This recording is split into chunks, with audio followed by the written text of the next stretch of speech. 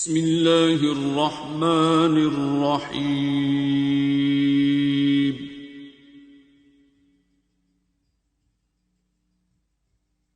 अर्रहमान। Assalamualaikum, this is me Maham. Today I just want to share my experience about Ar-Rahman therapy. तो Ar-Rahman therapy कैसे मिली उससे पहले मैं ये बताना चाहती हूँ कि मैं किस तरीके की एक इंसान थी। अब मुझे जब मैं अपने चाइल्डहुड में थी मुझे एक बहुत ज़्यादा ये चीज़ थी कि मुझे लगता था कि जो मेरा अल्लाह ताला से कनेक्शन है वो किसी का भी नहीं है। एक ये और एक ये कि मैं जो दुआएं मांगती हूँ वो मेरी दुआएं पूरी होती हैं। मतलब मेरे अंदर ना इटसेल्फ ही बहुत ज़्यादा एक पायसनेस कह लें, पायसनेस इन सेंस कि मैं अपने आप को बहुत कुछ समझती थी कि अल्लाह ताला ने मुझे बहुत ब्लेस्ड बनाया है। मैं जो दुआ मांगती हूँ वो दुआ पूरी हो जाती है। और इसी में मैंने हम कभी सोचते नहीं हैं कि हम वाकई दुआ मांगने से पहले हमें पता नहीं होता कि हम क्या मांग रहे हैं और हम मांग लेते हैं। तो इसके साथ साथ अल्लाह ताला ने मुझे एक बहुत कुछ नवाजा हुआ। लाइक आई फील डेट मैं एक अच्छी इंटेलिजेंट स्टूडेंट थी और एक बहुत intellectual personality. Like when I was in my grade 7 तो उस टाइम मैं रूमी की बुक्स पढ़ती होती थी। उस टाइम मैं डिफरेंट स्पिरिचुअल लिटरेचर पढ़ती होती थी और मुझे नहीं पता मैं ये सब कुछ क्यों पढ़ रही हूँ। तो एक दिन मेरी नज़र से 40 रूल्स ऑफ लव और ये सब कुछ। तो एक दिन मैंने मौलाना रूमी की एक ना कोटेशन पढ़ी कि जो आपका स्पिरिचुअल मेंटोर होता है, जो आपका एक जर्नी होती है 100 साल की, वो एक दिन में कवर करवा देता है। तो मैं एक तो पहले ये सोचती होती थी कि यार ये कौन सी जर्नी है और मेरा स्पिरिचुअल मेंटर कौन है। लाइक मतलब मेरा भी कोई टीचर होना चाहिए ना। इसके साथ साथ मेरी मोरल वैल्यूज़ बहुत ज़्यादा बुरी थी। लाइक मतलब एक बदतमीज़ किस्म की एक इंसान थी, मूडी बच्ची थी, एक एरोगेंट। टाइम गुजर रहा था और मतलब मुझे अपने ये फ्लॉस नज़र ही नहीं आते थे। मुझे लगता था कि ठीक है। और बाबा से मुझे बात पता चली है कि पेरेंट्स की आपको हर बात माननी होती है और हम अपने आप को बहुत अक्लेकुल समझ रहे होते हैं और मैं उनसे आर्ग्यू कर जाती होती थी। लाइक अगर मुझे मेरी मामा कोई बात कहती तो मैं उस पर उनके साथ आर्ग्यू कर जाती होती थी, सम सॉर्ट ऑफ बदतमीज़ी भी। और इस तरीके से मैं अपने आप को बहुत कोई तोप चीज़ समझती होती थी और हमें पता भी नहीं होता कि हमारे अंदर इतने फॉल्ट्स होते हैं। चीज़ें आहिस्ता आहिस्ता ना मेरा एक मसला था हेल्थ इशू के, मुझे आई साइट का इशू था। मेरी आई साइट वर्सन होती जा रही थी बट मेरे डॉक्टर्स को कुछ समझ नहीं आ रहा था। मायोपिया वर्सन होता जा रहा था हर साल और मुझे पता था जब मैंने अपने आई स्पेशलिस्ट पास जाना है तो आई साइट और ही ख़राब होनी है। ये चीज़ें होती जा रही थी। साथ में मेरा हेडेक मिग्रेन का इशू था कॉलेज टाइम पे।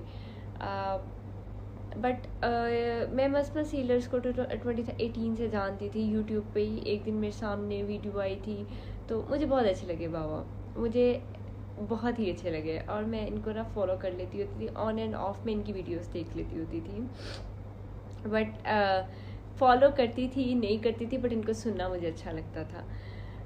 यूनिवर्सिटी MCAT हो गया, यूनिवर्सिटी लाइफ में आ गए और यहाँ पे से ट्रेंडिंग पॉइंट आया 2021 में। मैंने मुझे पता था ये रहमान थेरेपी सब कुछ का। मैंने एक दफ़ा खुद करने की भी कोशिश की और ना मुझे लगा कि ना सही से मैं नहीं कर रही इसको, इसके प्रोटोकॉल्स के साथ। मैंने कॉल करी 2021 में। मैंने सदफ आपी को फर्स्ट टाइम कॉल की। उनका भी मेरी लाइफ में बहुत ज़्यादा रोल है, बहुत ज़्यादा। तो उन्होंने ना मुझे दुआ करवा दी। उन्होंने कहा बेटा सबको फॉरगिव करो, जैसे उन्होंने दुआ करवा दी। मैंने दुआ कर भी ली और मैंने रहमान थेरेपी सुन ली। उसके बाद मेरे यूनिवर्सिटी के इवेंट स्टार्ट हो गए। न्यू यूनिवर्सिटी थी और मैं उसमें सब कुछ ना बिज़ी हो गई और मेरे पास इतना टाइम ही नहीं होता था। मतलब मैं बाबा को भी मतलब यूट्यूब कम ही चलाती तो फिर बाबा की भी वीडियोस कम ही देख रही थी। अब मेरी लाइफ में वो टर्निंग पॉइंट आया। मुझे कभी भी एम्प्टीनेस का एलिमेंट कभी फील नहीं हुआ था। मुझे एम्प्टीनेस का एलिमेंट फ़ील होने लग गया, मुझे लोनलीनेस का एलिमेंट फ़ील होने लग गया, मुझे डिप्रेशन होने लग गया, मुझे एंग्जाइटी होने लग गई। मतलब मुझसे ट्रैवलिंग नहीं हो पाती थी। इस तरीके की डिफरेंट कंडीशंस होने लग रही थी और मुझे खुद समझ नहीं आ रहा था कि यार ये हो क्या रहा है। 12-12 घंटे सोना, 14-14 घंटे सोना और हर किसी से मेरी लड़ाइयाँ होना, गुस्सा आना, एक अजीब सी फ्रस्ट्रेशन, और मुझे लगता था कि ज़िंदगी का कोई फ़ायदा नहीं है। मेरा मरने को दिल करता था। मैं कहती थी यार लाइफ का कोई फ़ायदा ही नहीं है, मतलब आई फील सो यूज़लेस। और मेरे इतने इवन गोल्स थे, वो सब गोल्स मतलब MLE करना है, पाकिस्तान को छोड़ देना है, बहुत एक वो इनोवेटिव माइंडसेट था। तो मैं भूल गई उनसे रब्ता रखना भी। 2022 में मैं रैंडमली बैठी हुई और मैंने कहा यार आज ना मैं कॉल करती हूँ। पता नहीं मैं बाबा की कोई वीडियो देख रही थी यूट्यूब पे, और मैंने उनका ही नंबर सेव रखा हुआ था, उनसे मैंने ना उनको कॉल की। तो उनका जो पहली बात उनके कहते हैं कि बेटा आपकी 2021 में भी एक दफ़ा कॉल आ चुकी है। तो आई वाज लाइक स्टन कि यार इनको कैसे याद है। खैर उन्होंने मुझे एक दफ़ा फिर दुआ करवा दी और मैंने कर ली, और वो दिन है और उन्होंने मेरी लाइफ में बहुत बहुत ज़्यादा चेंजिंग लाई। उन्होंने मुझे प्रैक्टिकली लव करना, प्यार करना सिखाया कि कैसे गंदों को एक्सेप्ट करना होता है। मैंने उनसे ये चीज़ सीखी कि दुनिया में जब तक आपको कोई प्यार नहीं करता, आप नहीं सीख सकते कि दुनिया में आपने किसी से कैसे प्यार करना होता है। उनसे मैंने बहुत कुछ सीखा। मैं कुरान पढ़ती होती थी, मुझे कुरान समझ नहीं आता था और मुझे गुस्सा आता था कि यार मैं एक ही आयत पे इतने हज़ार सवाल हैं, मुझे क्यों नहीं इनका आंसर्स मिलते। और अब बाबा से मिलने के बाद ऐसे जैसे कुरान खुल के ही समझ में आने लग गया है। ज़िंदगी में बहुत ज़्यादा नरमी आ गई है, और सबसे इम्पॉर्टेंट चीज़ मटीरियलिज़म ख़त्म हो गया है। पहले मैं student, I am a medical student, तो मेरा दिल था कि मैं USMLE करूँगी, मेरी सैलरी जो होगी माशाल्लाह काफ़ी डॉलर्स में होगी और बाजी काफ़ी अच्छी पोस्ट पे होंगी। तो लेकिन जब मैं बाबा से मिली और उसके बाद मुझे समझ आई कि यार अल्लाह ताला ने जो ये मुकाम या मर्तबा दिया है, इसका असल मकसद तो ये है कि इंसानियत की, वाकई में इंसानियत से प्यार किया जाए, इंसानियत के काम आया जाए।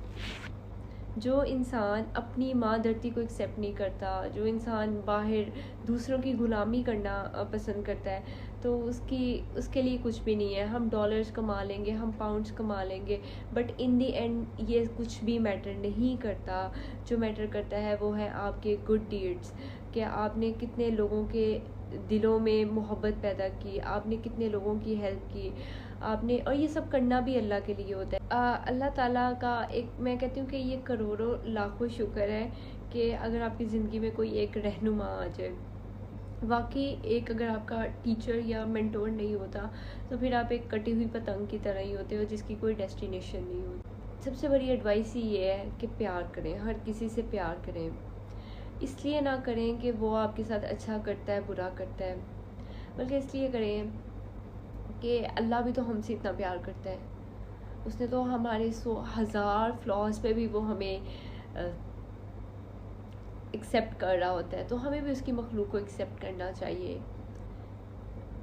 और ये दुनिया के मुकाम, मर्तबे, इज़्ज़तें, शोहरतें, ये सब कुछ यहीं पे रह जाना है। बस कुछ ऐसा कर जाए कि अगर आप किसी की ज़िंदगी में पॉजिटिव रोल नहीं दे सकते तो एटलीस्ट नेगेटिव रोल भी ना दें, और सबको माफ़ कर दें। सबसे पहले अपने आप को माफ़ कर दें। हम अपने आप को माफ़ नहीं कर रहे होते। सो व्हाट सुर Rahman therapy gave me, Surah Rahman therapy gave me the most priceless and the most precious thing, that is अल्लाह।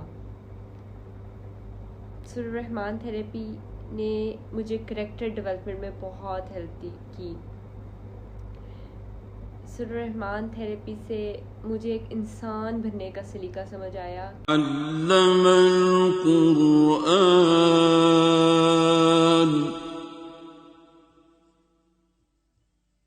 खलक़ल इंसान अल्लमहु